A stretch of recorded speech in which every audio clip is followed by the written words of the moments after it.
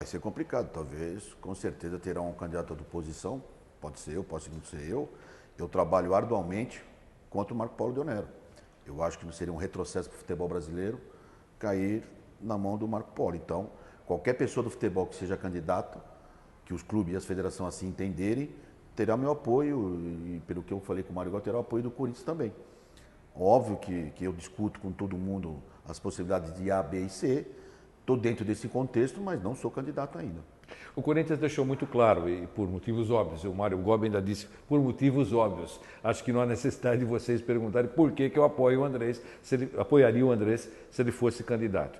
Mas para ser candidato precisa do apoio de 8 federações e de 5 clubes integrantes, 6 clubes integrantes da Série A do futebol brasileiro. No ano da eleição. No ano da eleição, que está chegando, né? Porque 2014 é amanhã. Né?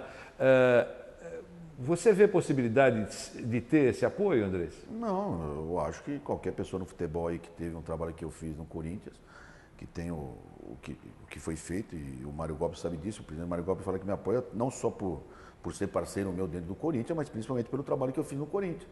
Ninguém mais do que ele sabe o que foi feito lá e para o futebol brasileiro como um todo.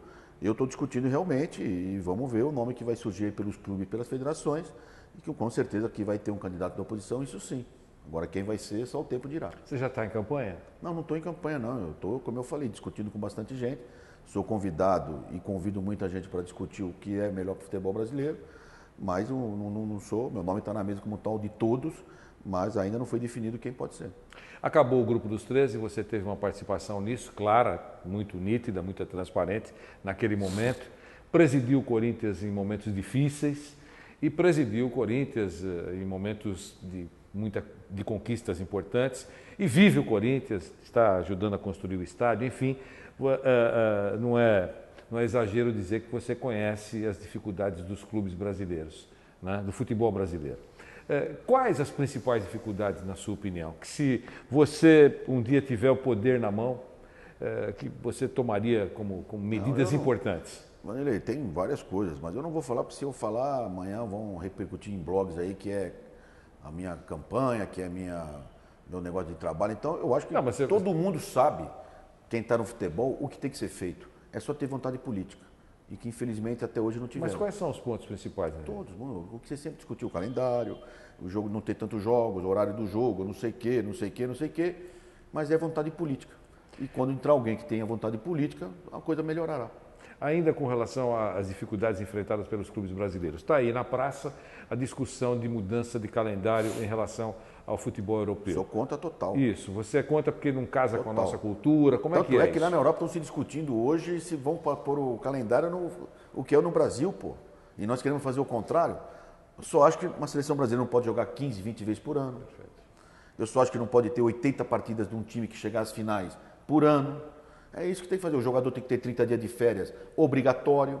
Ele tem que ter no mínimo 20 dias de pré-temporada, obrigatório. Então tem que se adaptar. Tudo isso aí é o calendário para se fazer um calendário decente. E o jogador, que é o grande tchan do futebol, fora o torcedor, é o jogador que faz o espetáculo, ter uma vida mais longa e um trabalho muito mais decente para o atleta de futebol. O atleta não pode chegar de férias, depois de 15 dias de férias, e no 7º dia de treinamento ter que jogar. É um crime com o ser humano, não é nem um atleta, é o ser humano. Então, isso que nós temos que rever tudo.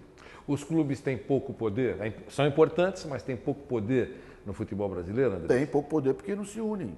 Quando se unem, pode discutir só o contrato de TV Globo, o contrato de televisão. Isso não é para ter uma união de clubes sobre isso. Uma união de clubes é muito maior que discutir um contrato de televisão. Eu acho que o contrato de televisão, cada um discute o seu, individualmente. O clube tem que ver as partes trabalhistas, que é um problema até hoje.